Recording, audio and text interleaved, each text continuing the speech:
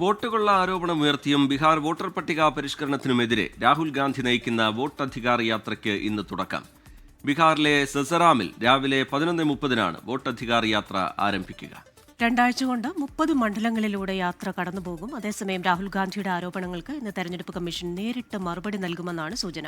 ഉച്ചകഴിഞ്ഞ് 3 മണിക്ക് ഡൽഹിയിൽ മാധ്യമങ്ങളെ കാണും. ബീഹാറിൽ നിന്ന് വിനീത വിജിയും ഡൽഹിയിൽ നിന്ന് ബൽറാം നെടുങ്ങാടിയും ചേരും. വിനീത വിജിയിലേക്കാണ്.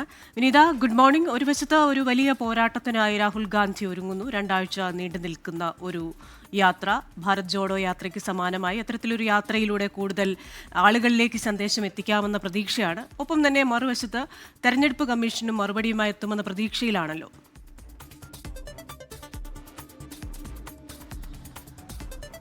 തീർച്ചയായും വോട്ടുകളിലേക്കും ബീഹാർ വോട്ടർ പട്ടിക പരിഷ്കരണത്തിനുമെതിരെ രാഹുൽ ഗാന്ധി നയിക്കുന്ന വോട്ടധികാർ യാത്രയ്ക്ക് ഇന്ന് തുടക്കമാവുകയാണ്. ബീഹാറിലെ സസ്രാമിൽ നിന്ന് രാവിലെ 11:30 ഈ യാത്രയ്ക്ക് തുടക്കമാവുക. ഒപ്പം നിരവധി പ്രവർത്തകരും ഒപ്പം തന്നെ ഇന്ത്യ മുന്നണിയിൽ അടക്കമുള്ള വിവിധ നേതാക്കളും ഈ യാത്രയുടെ ഭാഗമാകുമെന്നാണ് അറിയാൻ കഴിയുന്നത്. നമ്മളിപ്പോൾ ഉള്ളത് ബീഹാറിലാണ്. നമുക്ക് ഈ കാണാൻ കഴിയുന്നത് പോലെ വഴിയോരങ്ങളിലെല്ലാം ഈ യാത്രയ്ക്ക് ഒരു സ്വീകരണമൊക്കെ നൽകിക്കൊണ്ടുള്ള ബാനറുകളും പോസ്റ്ററുകളും ഒക്കെ തന്നെ കാണാൻ കഴിയുന്നുണ്ട്. ബീഹാറിൽ 2 ആഴ്ച നീണ്ടു നിൽക്കുന്ന പരിപാടികളാണ് ഉണ്ടാവുക. ഇതിൽ ഏറ്റവും പ്രധാനമെന്ന് പറയുന്നത് ഈ SIR വോട്ടർ പട്ടിക പരിഷ്കരണവുമായി ബന്ധപ്പെട്ട പ്രശ്നങ്ങളുള്ള മേഖലകളിലൂടെ അടക്കമാണ് രാഹുൽ ഗാന്ധിയുടെ ഈ യാത്ര പോകുന്നത് എന്നുള്ളത് തന്നെയാണ്. രാവിലെ ഇന്ന് 11:30 ഫ്ലാഗ് ഓഫ് ഉണ്ടാവുക. 11:30 രാഹുൽ ഗാന്ധിയുടെ നേതൃത്വത്തിലുള്ള വോട്ടധികാർ യാത്ര ആരംഭിക്കുന്നത്. മല്ലികാർജുൻ ഖാർഗെ ഒപ്പം തന്നെ തേജസ്വി യാദവ് ഉൾപ്പെടെയുള്ളവർ ഈ യാത്രയുടെ ഭാഗമാകുമെന്ന് തന്നെയാണ് നമുക്ക് അറിയാൻ കഴിയുന്നത്. ഇത് കൂടാതെ തന്നെ ഓരോ മണ്ഡലങ്ങളിലൂടെയും യാത്ര കടന്നു പോകുമ്പോൾ ഇന്ത്യ മുന്നണിയിലെ അടക്കമുള്ള വിവിധ നേതാക്കൾ യാത്രയ്ക്ക് അണിനിരക്കം. ഇത് ഗയ, മുംഗേർ, ബഗൽപൂർ, കടിഹാർ, പൂർണിയ, മധുബനി തുടങ്ങി 30 മണ്ഡലങ്ങളിലൂടെയാണ് യാത്ര കടന്നു പോവുക. കോൺഗ്രസ് അധ്യക്ഷൻ മല്ലികാർജുൻ ഖാർഗെ, തേജസ്വി യാദവ് ഉൾപ്പെടെയുള്ളവർ യാത്രയുടെ ഭാഗമാകും. നമുക്ക് ബീഹാറിൽ കാണാൻ കഴിയുന്ന പോലെ തന്നെ വിപുലമായിട്ടുള്ള ഒരുക്കങ്ങളൊക്കെയാണ് ഈ യാത്രയുടെ ഭാഗമായി ഇവിടെ ഉള്ളത്. ഈ വഴിയോരങ്ങളിലെല്ലാം ബാനറുകൾ ഒപ്പം തന്നെ SIR-നെതിരെയുള്ള പോസ്റ്ററുകളൊക്കെ ഒരുക്കിയിട്ടുണ്ട്. ഇങ്ങനെ വിപുലമായിട്ടുള്ള ഒരു യാത്രയ്ക്ക് തയ്യാറെടുക്കുകയാണ് ബീഹാർ. രാവിലെ 11:30 ഈ വോട്ടധികാർ യാത്ര ആരംഭിക്കുക.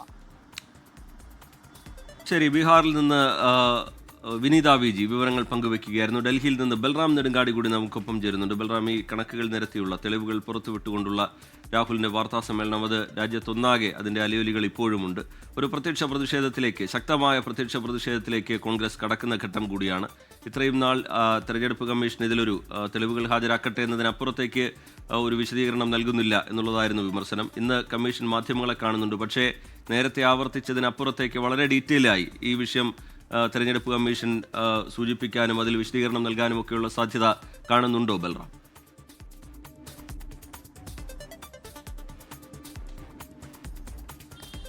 Very good morning Rijith, Christina. നേരത്തെ രാഹുൽ ഗാന്ധി 10 ദിവസം മുമ്പ് ഈ ആരോപണങ്ങളുമായി വാർത്താ സമ്മേളനം വിളിച്ച് രേഖകൾ നിരത്തിയ ഘട്ടത്തിൽ ഒറ്റ വാക്കിലുള്ള മറുപടിയായിരുന്നു തെരഞ്ഞെടുപ്പ് കമ്മീഷൻ്റെ ഭാഗത്തു നിന്നും ഉണ്ടായിരുന്നത്. ഇതിനെതിരെ പോലും കടുത്ത വിമർശനങ്ങൾ പ്രതിപക്ഷത്തിൻ്റെ ഭാഗത്തു നിന്നും ഉയർന്നു. തെറ്റിദ്ധരിപ്പിക്കുന്നത് എന്ന ഒറ്റ വാക്കിലായിരുന്നു തെരഞ്ഞെടുപ്പ് കമ്മീഷൻ്റെ പ്രതികരണം ഈ വിഷയത്തിൽ വന്നത്. ഇതിനെ തുടർന്നാണ് പിന്നീട് ഇപ്പോൾ പ്രത്യക്ഷ പ്രതിഷേധത്തിലേക്കും സംസ്ഥാന തലങ്ങളിൽ വലിയ യാത്രകളിലേക്കും പ്രതിപക്ഷം കടന്നത്. ഇന്ന് രാഹുൽ ഗാന്ധിയുടെ നേതൃത്വത്തിലുള്ള യാത്ര ആരംഭിക്കാനിരിക്കെയാണ് തെരഞ്ഞെടുപ്പ് കമ്മീഷൻ ഒരു വാർത്താ സമ്മേളനം വിളിച്ചിരിക്കുന്നത്. നിലവിലിപ്പോൾ തെരഞ്ഞെടുപ്പ് കമ്മീഷന് മുന്നിൽ ഉപരാഷ്ട്രപതി തിരഞ്ഞെടുപ്പ്, ഒപ്പം തന്നെ ബീഹാറിലെ വോട്ടർ പട്ടിക പരിഷ്കരണം അടക്കമുള്ള വിഷയങ്ങൾ നിലനിൽക്കുന്നുണ്ട് എങ്കിൽ പോലും ഈ വാർത്താ സമ്മേളനം രാഹുൽ ഗാന്ധി ഉന്നയിച്ച വോട്ടുകൊള്ള ആരോപണത്തിന് മറുപടി ഈ വാർത്താ സമ്മേളനത്തിൽ ഉണ്ടാകും എന്ന് തന്നെയാണ് പ്രതീക്ഷിക്കുന്നത്. കാരണം കഴിഞ്ഞ ദിവസം വൈകിട്ടും തെരഞ്ഞെടുപ്പ് കമ്മീഷൻ ഈ വാർത്താ സമ്മേളനം വിളിച്ചിരിക്കെ ഇന്നലെ രാത്രിയോടെ ഒരു വാർത്താക്കുറിപ്പ് പുറത്തുവിട്ടിരുന്നു. അത് ഈ വോട്ടുകൊള്ള ആരോപണത്തിനുള്ള മറുപടിയുമായാണ്. ഈ രാഷ്ട്രീയ പാർട്ടികൾക്ക് തെരഞ്ഞെടുപ്പ് വോട്ടർ പട്ടിക തയ്യാറാക്കുന്ന ഘട്ടത്തിലെല്ലാം തന്നെ പങ്കുണ്ട് എന്നും ഈ രാഷ്ട്രീയ പാർട്ടികൾക്കും ഒപ്പം തന്നെ വോട്ടർമാർക്കും കരട് വോട്ടർ പട്ടികയിൽ പിഴവുണ്ടെങ്കിൽ അതിൽ ഇടപെടാൻ അവസരവും സമയവും അനുവദിക്കുന്നുണ്ട് എന്നും കരട് വോട്ടർ പട്ടിക പ്രസിദ്ധീകരിച്ച് 1 മാസത്തെ സമയം അതിന് അനുവദിക്കുന്നുണ്ട് എന്ന് തെരഞ്ഞെടുപ്പ് കമ്മീഷൻ ഈ വാർത്താക്കുറിപ്പിൽ വ്യക്തമാക്കുന്നു. ഉചിതമായ സമയത്ത് ഇത്തരത്തിൽ പരാതികൾ ഉണ്ടെങ്കിൽ ഉന്നയിക്കാവുന്നതാണ് എന്നും ആ ഘട്ടത്തിൽ ഉന്നയിച്ചാൽ അവ പരിഹരിക്കപ്പെടും. നിലവിൽ ഉന്നയിച്ചത് സമാനമായ പ്രശ്നങ്ങൾ ഉണ്ടാകുമായിരുന്നില്ല എന്നുമാണ് ഈ വാർത്താക്കുറിപ്പിൽ വ്യക്തമാക്കുന്നത്. ഒപ്പം തന്നെ രാഹുൽ ഗാന്ധിക്കെതിരെ ഒരു പരോക്ഷ വിമർശനവും ഉണ്ട്. ഈ പല രാഷ്ട്രീയ പാർട്ടികൾ അല്ലെങ്കിൽ ചില രാഷ്ട്രീയ പാർട്ടികളോ അവരുടെ ഏജന്റുമാരോ ഉചിതമായ സമയത്ത് ഇത് ശ്രദ്ധിച്ചിരുന്നില്ല എന്നാണ് തെരഞ്ഞെടുപ്പ് കമ്മീഷന് തോന്നുന്നത് എന്നായിരുന്നു ഈ പരോക്ഷ വിമർശനം. എന്തായാലും രാഹുൽ ഗാന്ധി ഉന്നയിച്ച ആരോപണങ്ങളെ തള്ളിക്കളഞ്ഞിട്ടില്ല കഴിഞ്ഞ ദിവസത്തെ വാർത്താക്കുറിപ്പിൽ എന്നുള്ളത് ഏറെ ശ്രദ്ധേയമാണ്. അതേസമയം വോട്ടർ പട്ടികയിൽ പ്രശ്നങ്ങളുണ്ടെങ്കിൽ അവ പരിഹരിക്കാൻ സമയം അനുവദിക്കുന്നുണ്ട്.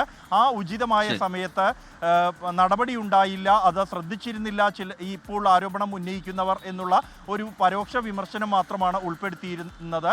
ഈ ഒരു ശൈലിയിൽ തന്നെയായിരിക്കും അല്ലെങ്കിൽ ഈ ഒരു നയത്തിൽ തന്നെയായിരിക്കും ഇന്നത്തെ വാർത്താ സമ്മേളനത്തിലും തെരഞ്ഞെടുപ്പ് കമ്മീഷൻ വിശദീകരണം നൽകുക എന്നുള്ളത് ഏതാണ്ട് വ്യക്തമായിരിക്കുകയാണ്.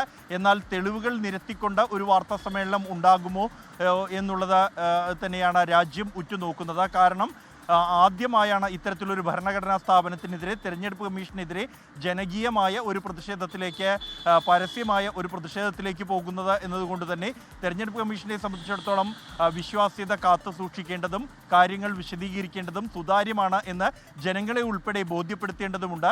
അതുകൊണ്ട് തന്നെ ഇന്നത്തെ വാർത്താ സമ്മേളനത്തിൽ ഇക്കാര്യങ്ങൾ തെരഞ്ഞെടുപ്പ് കമ്മീഷൻ വിശദീകരിക്കുമെന്ന് തന്നെയാണ് പ്രതീക്ഷിക്കുന്നത്. റിജിത്ത്, ക്രിസ്റ്റീന.